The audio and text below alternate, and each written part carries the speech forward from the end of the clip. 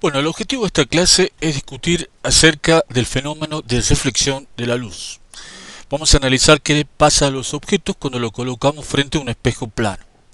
Vamos a analizar la obtención de las imágenes que obtenemos a partir de un espejo plano usando la segunda ley de la óptica. Es un hecho que cuando uno coloca un objeto frente a un espejo, uno va a observar una imagen a la misma distancia del objeto con las mismas características. Esto es, si yo lo tengo a dos cuadritos, voy a obtener una imagen, el mismo color, las mismas características, a dos cuadritos.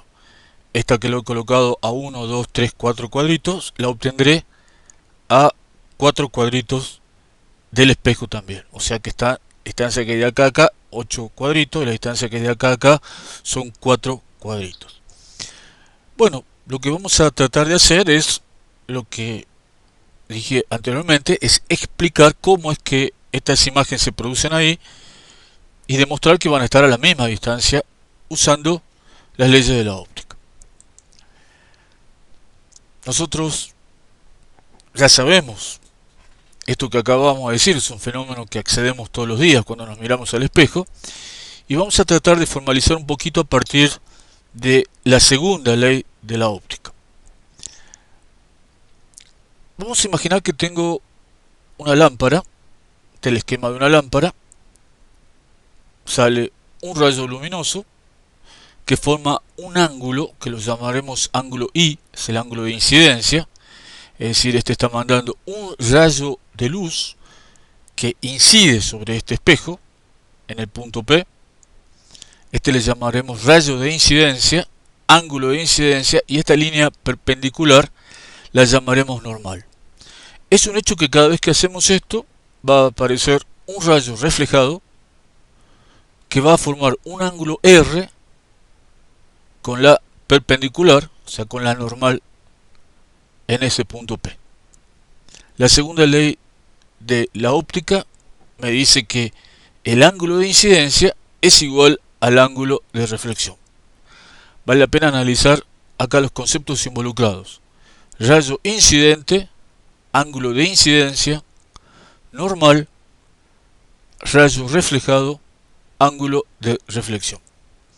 Podemos mirar esta situación en otro esquema. Este esquema, acá lo estamos viendo desde el plano, digamos. Tenemos el espejo, rayo incidente, normal, ángulo de incidencia, ángulo de reflexión, rayo reflejado. Esto será la superficie reflectora. El ángulo de incidencia es igual al ángulo reflejado.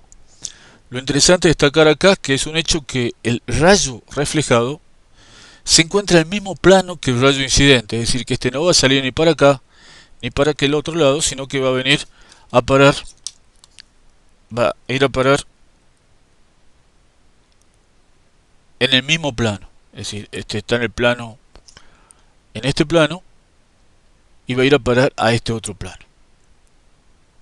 El rayo incidente está en el mismo plano del rayo reflejado. ¿Cómo obtenemos las imágenes? Entonces imaginémonos la siguiente situación. Esto que tenemos acá, esta línea, es un espejo. Acá tenemos una fuente de luz, la fuente de luz A. De esa fuente de luz van a salir muchísimos rayos en todas las direcciones. Voy a suponer que voy a trabajar con dos rayos. Este es uno de los rayos y este es otro de los rayos. Entonces, imaginémonos la fuente de luz, la encendemos, sale un rayo luminoso. Este llega al espejo, se refleja. Es decir, si acá trazamos la línea normal, el ángulo de incidencia es igual al ángulo de reflexión.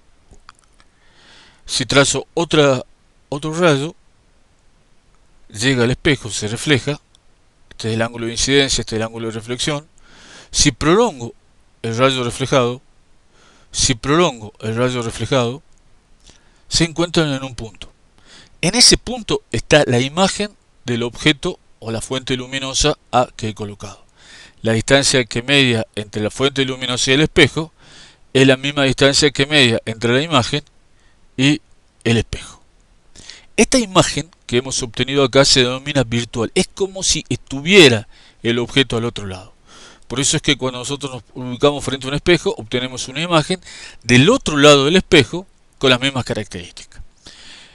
Vamos a llamar a esta distancia de acá a acá la distancia objeto, y la distancia que hay del espejo a la imagen la llamaremos distancia imagen. Entonces, acá hemos obtenido la imagen de un puntito, que era la fuente luminosa, que hemos colocado frente a un espejo.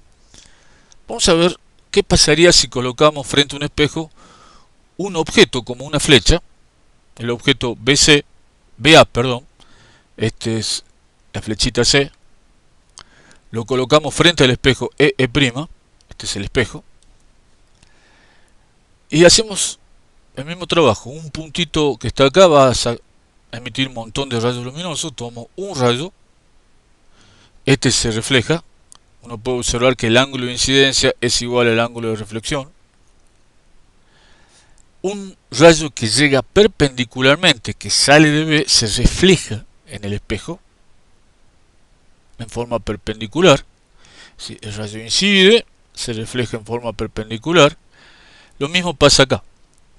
Un rayo llega aquí, esta es la normal, se refleja con el mismo ángulo con que llegó.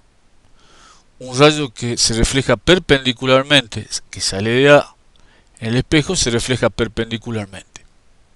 Ahora, si yo prolongo los rayos reflejados, es decir, este rayo reflejado lo prolongo, este rayo reflejado lo prolongo, se junta en un punto. Ese punto es la imagen del punto B. Uno puede observar que está a la misma distancia del espejo, a la misma distancia del espejo. O sea, obtuve el punto B', que es la imagen del punto B utilizando dos rayos. Un rayo que llega con un ángulo cualquiera y un rayo perpendicular. Acá es la misma situación. El rayo incidente se refleja, prolongo. El rayo reflejado se refleja perpendicularmente, prolongo. Donde se junta la prolongación, obtengo la imagen del punto A al otro lado del espejo. Ya lo habíamos visto que se forma al otro lado del espejo. Si yo haría eso con todos los puntos de este segmento, esta situación se me ocurriría a lo largo de todos estos puntos, de manera tal que yo puedo trazar sin ningún problema una recta, y esta recta no será otra cosa que la imagen que se obtiene de colocar el objeto C frente al espejo EE', y que tiene las características de tener el mismo tamaño del objeto y está a la misma distancia del espejo. Veamos esta otra situación. Fijémonos cómo se invierte el espejo. Por el espejo va a provocar una inversión en la lateralidad. Miremos este puntito. De acá sale un montón de rayos, trazo uno, se refleja perpendicularmente, trazo otro, se refleja,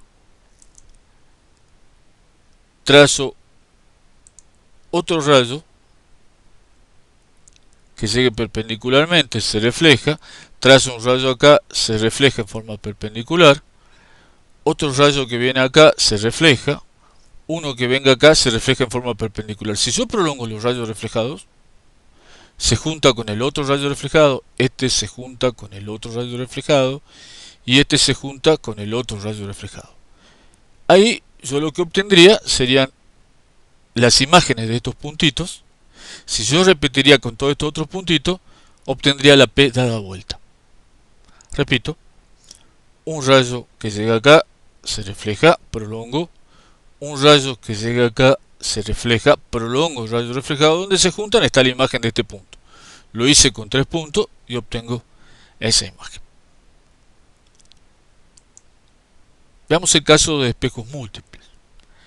Pensemos esta situación. Yo tengo un espejo, otro espejo, que forma cierto ángulo.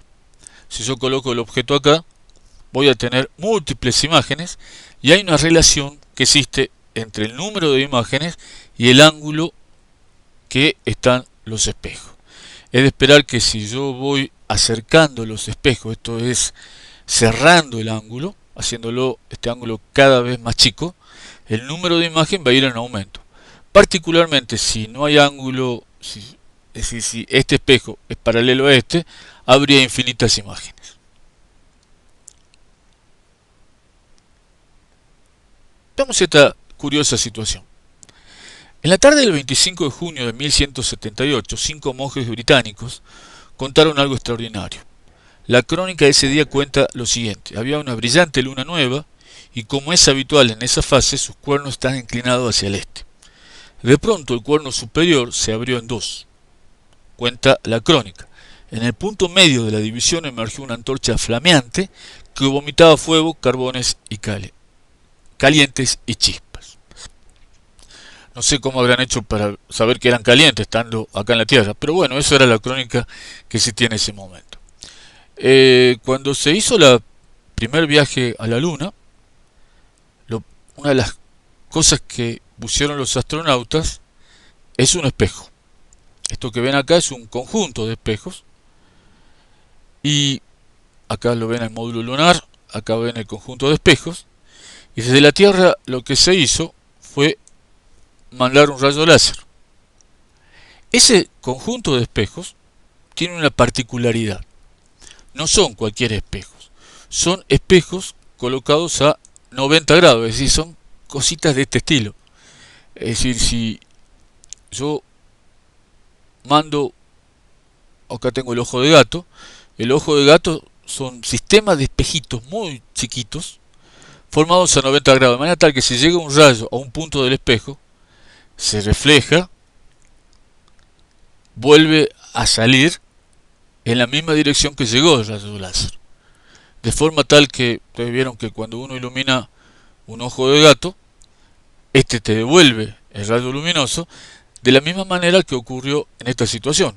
Acá era un sistema de ojo de gato, los rayos luminosos llegaban y se reflejaban volviendo en la misma dirección. De esa manera lo que se hizo fue obtener que el rayo luminoso que llegó, es decir, mandaban el rayo desde la Tierra, se reflejaba en el espejo de la Luna y volvía, este espejo estaba vibrando.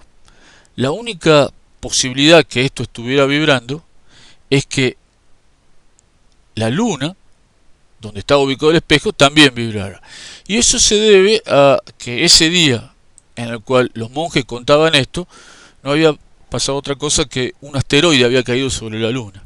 Ese asteroide todavía la está haciendo vibrar a la Luna, con unos cálculos complejos, permitieron determinar cuándo se comenzó esa perturbación hacia la Luna, esa vibración, y los cálculos coinciden con ese día, que es el 25 de junio de 1178. Así que es uno de los experimentos que hicieron los astronautas, que permitió, entre otras cosas, de hacer análisis en la Luna, de poder observar este fenómeno y poder verificar un acontecimiento ocurrido hace varios siglos.